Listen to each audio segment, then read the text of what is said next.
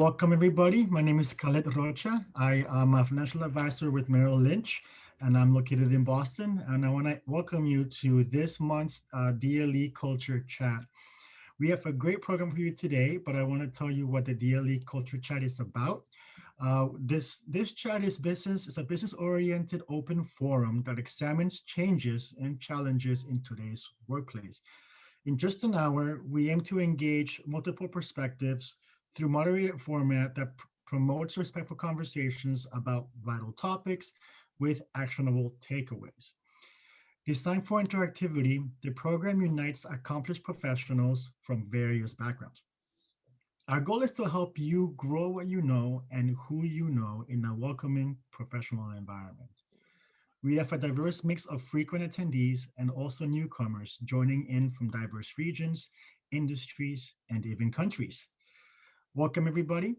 Since this program is designed for learning and networking outcomes, I'd like to ask you to type in the chat box your name, company, title, and location where you are joining us from. Next slide, Mike, please. Sure. Thank you. Before I introduce Mike, he is our guest speaker. I want to just remind everybody of the rules of this forum.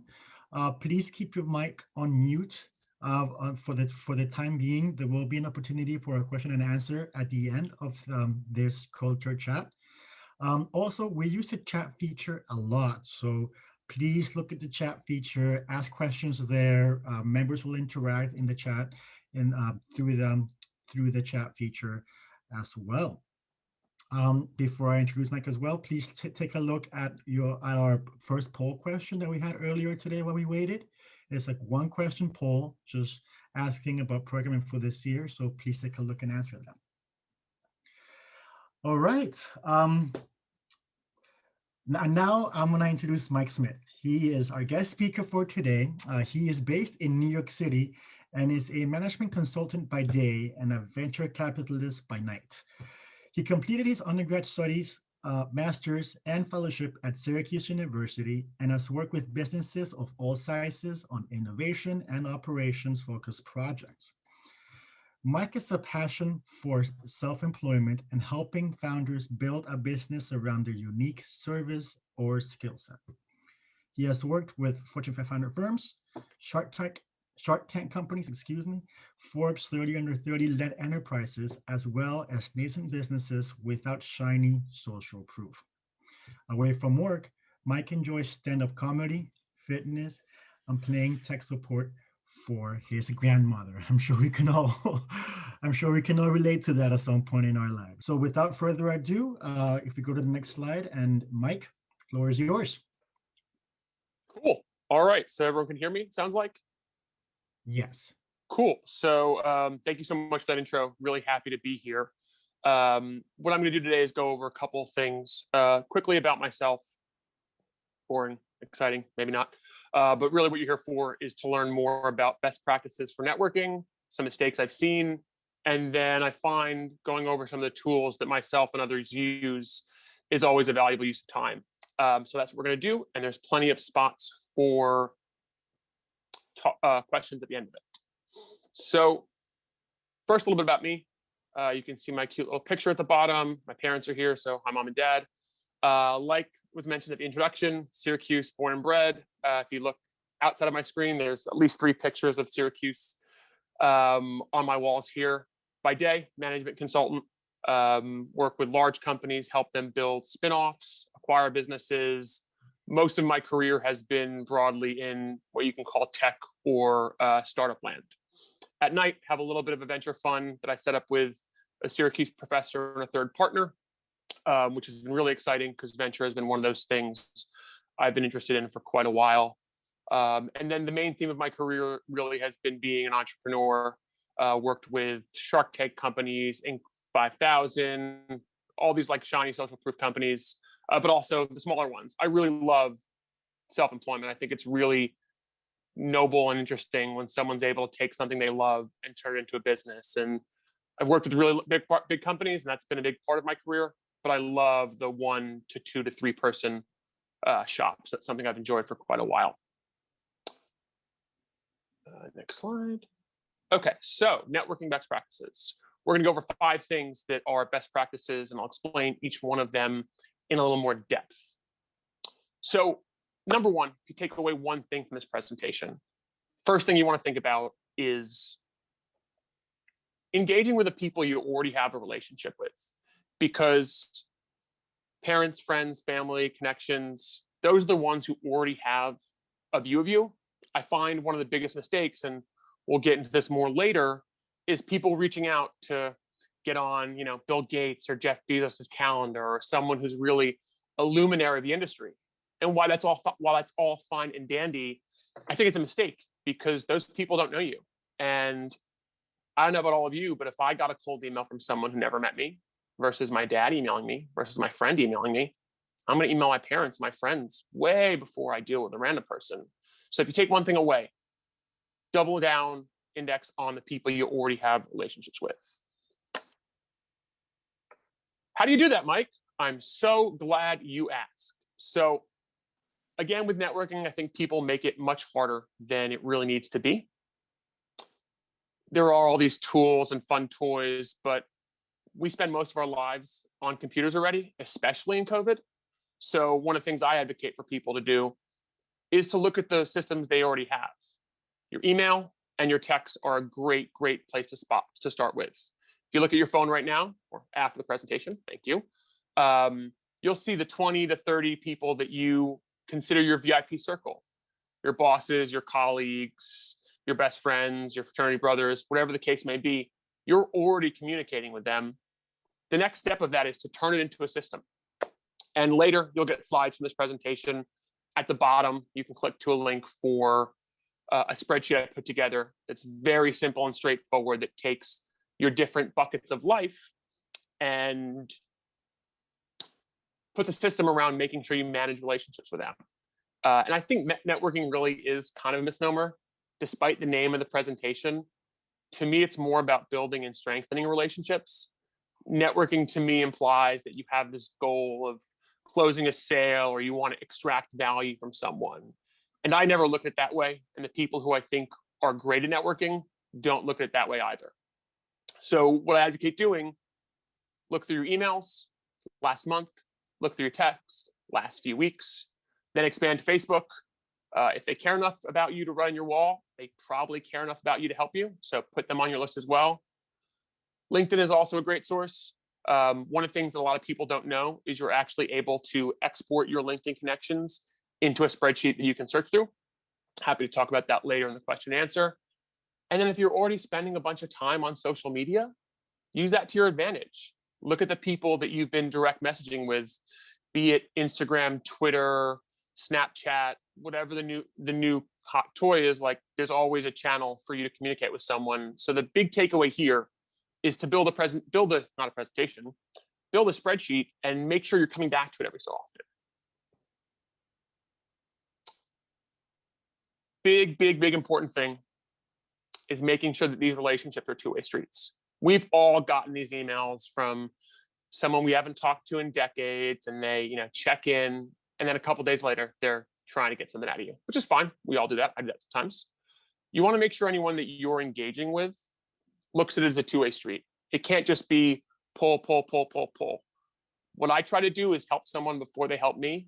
I don't have a grand career plan, but I know that I only want to ask people for help that I've helped already, because it goes a little further. And people often ask me, what are ways you can stay engaged? Sending relevant articles is super interesting. If you're an accountant and new rules are sharing that with your accounting friends, very valuable. Something I do very often is just sending a simple email. Hey, just checking in. What's new with you? People love to talk about themselves. Very easy. Hey, haven't spoken to you in a while. Catch me up on what's new.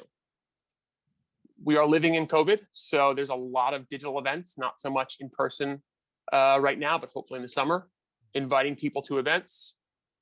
And then something I really advise doing is expressing gratitude or appreciation. I see a bunch of familiar faces on the Zoom, and a few of you have gotten messages from me on your birthday. And I think it's a really important time to take a step back and be like, hey, person, I really appreciate you for this. And you're not doing it with the goal of like, oh, maybe they'll connect me someone down the road, but you have an inner circle. We all have these strong relationships. Birthdays are a really good example to take it beyond Facebook and say, you know what, I really appreciated that you made that introduction or brought me chicken soup when I was ill. People really appreciate that. I send one to the people like a reminder circle. Every single one gets a reply. Sometimes there's tears. It's just really wonderful. So appreciating the people in your network, super important. Another thing that's important, making it easy and risk-free.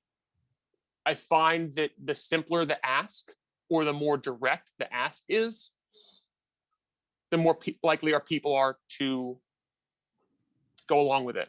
And I'll talk more tactically later in the presentation, but you want to make it simple. And a great test for that is it mobile friendly?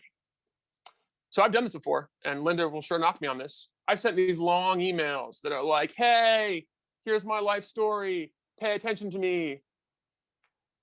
I don't even think my parents would read that. I mean, it's just boring. So the test really is, can this person handle it on their mobile phone? Whether they're on their computer is kind of immaterial. So if I go to Linda, hey, I need to know somebody in broad industry, that's work. And she's a wonderful person, that gets dealt with later. But if I say, I'm looking for someone in wealth management, oh, wow, she immediately thinks of Kelly.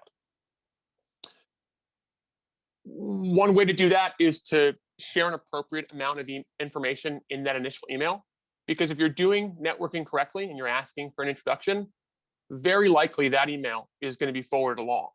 And you want to have a balance between overloading them with just so much information and also giving them something they can use. So resume, sales collateral, portfolio. I kind of think of it making it sort of a table of context. You don't want this long essay in the email, but I like to correlate or corral a bunch of links that say, hey, want to see more about me? Here's my LinkedIn. Want to see this last work product I did? Boom, here it is. This is a link to my company page. This way, it's sort of a choose your own adventure thing. Then also risk-free is super important. You want to set expectations.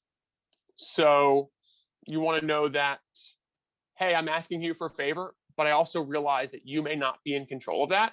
If I'm asking you for a connection to your boss, the decision maker, whoever the case may be, I recognize that all you can do is open the door. And I think it's super important to do that, because if they're leaning their credibility on you or they're putting their credibility on the line for you, it's super important to be appreciative, of course, but also say, hey, listen, I recognize you can only open the door, super appreciative of it, because you sort of de-risk it for them where they don't think that you're depending on them to get you the job.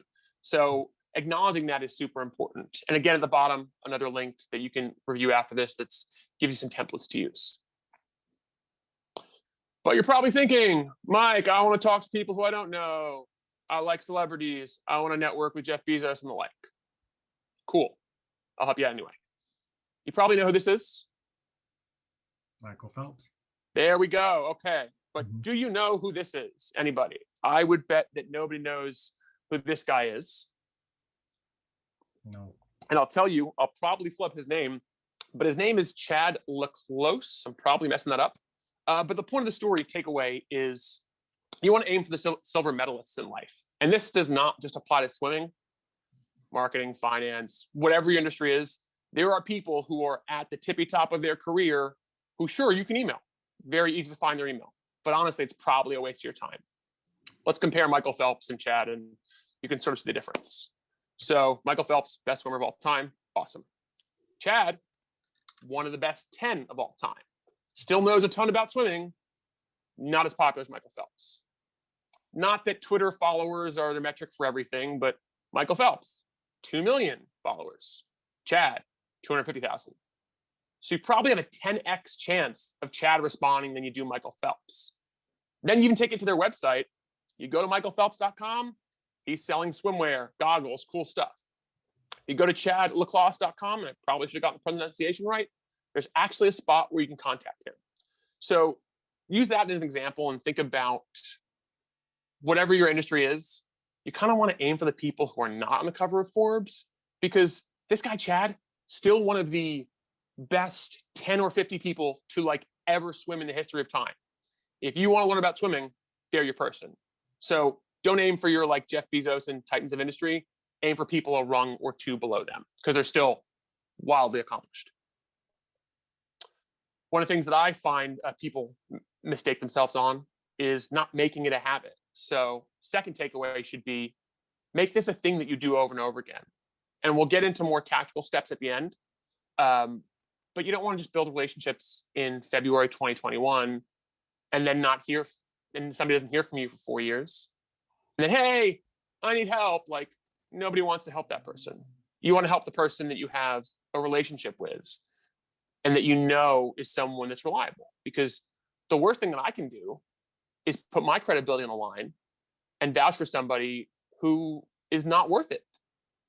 And the only way people get to realize that you're valuable is through a continued relationship. There's this saying, you know, you invest in lines, not dots. If you think of a line graph, a dot is this one little point, or I guess this way for the viewers. I don't know if you're going up or you're going down. So the point is to show people you've got a trajectory in your career, and that only happens by building the relationships over time. Now we're gonna get into the mistakes. Cool, awesome. Biggest mistake I see, number one, these super, super fluffy asks. So I got an email this morning and someone's like, hey, Mike, would love to pick your brain about venture consulting or something. I think it was a Syracuse kid. Might've been somebody who found me from a friend. Picking your brain is like, I'm a really helpful guy, but I don't know what that means. Going back to the asks we talked about, the more intentional you can be, the better. I hate this question of, if you know of anybody who's hiring, let me know. It's like so unbelievably lazy. And your job as someone who's asking for help is to take all that work and put it on your shoulders. You don't want to offload it on somebody else. So if I just said, hey, Crystal, do you know anybody who's hiring? Like that's work. And that's like, I think it's kind of rude. But if I say, hey, Crystal, I want to work in management consulting, in financial services, in insurance. I want to be a senior consultant at a Big Four firm. I'm interested in these keywords in New York City and LA. She may not know the exact person, but you give all these things for someone to sort of jump off on. It makes it a lot easier. So when I ask, I really want to work for Coke, they say, oh, well, I don't know anybody at Coca-Cola, but I know somebody at Pepsi. Would that be helpful? Your job is to make that sort of inspiration happen. So the softer your ask, the more challenging the person it is for the person who's trying to help you. We talked about this already. Keep your expectations realistic. Make sure the person knows that they're not totally in control of your expectations. So that's important to de-risk. And then last thing, if you're getting into networking, you're going to be doing a ton of introductions. What you want to do is make sure that both parties have opted in. Because if I introduce Bob to Becky and one of them doesn't want it, I'm creating more work for the other person, and that's disrespectful. So you want to make sure that both parties are interested in it. Tools maybe we'll get into later. These are a couple ones that I love. Give a quick shout out for a company called Brand Yourself. Absolutely love them. They help you make sure you have a strong brand online. Long story short, the founder was being confused with a drug dealer. He was trying to get jobs, and he couldn't figure out why. And he realized he had the same name as a drug dealer, which is wildly problematic if you're applying for jobs. So Brand Yourself helps you own your name in search engine optimization. I have a name like Mike Smith. Thanks, mom and dad, super generic. So I don't really stand out online, which is good and bad. But if you have a more unique name, super, super important. Yeah, all right. So I threw a lot at you today, and my email is here if anyone wants to reach out and chat later. Happy to do that. The biggest takeaway is figure out where you are first and inventory that, because I love the idea of who was just speaking, who does 2 people a week. I think that's a really great goal. It's about making it a habit. But the first thing is to understand who you have spoken with and who you haven't spoken with. And it's really easy to see with all this information you have coming off your digital presence where your ties are. And one of the things I didn't speak about was that LinkedIn is a really powerful tool. But one of the things a lot of people don't know is you can search through LinkedIn to find your path to a specific company. So if I wanted to get to Coke or Pepsi or Deloitte, you can type in LinkedIn Deloitte, and it'll show you, oh, Linda knows somebody there, or Crystal knows somebody there, or Elena knows somebody there. That's like wildly powerful. And I think about that because I was trying to explain this to my grandfather, and I realized his analog was the white pages. 50 years ago, you're like, oh, I want to work at Deloitte. Okay, I got to call my Syracuse and figure out who knows somebody. This information is the tip of our fingers. So thing one, start with people you already have relationships with. I didn't mention this earlier, and I think it's very important. One of the analogies I use is you want to find your marchers. You want to find the person who's going to walk in, if we're using a job search or a sales context. You want to find the person who's going to walk into the HR office and say, we have to hire Alita. She's like so good. Oh my God. If we don't hire her, we're done. What are we doing? What are we doing? And those are only like your friends are going to do that. Someone more at arm's length is never going to do that for you. So that's why I think it's super important to index on those people, because those are the ones who are actually going to make an impact for you. It's great to have a second degree connection open the door, but really your friends and the people who already know you are going to make the biggest difference. And then the last piece would be, if you can do this twice a year, you are in the top tier of people, because so many people don't even have a simple process for this. So if you do this now and you do this in the summer, you're absolutely crushing it.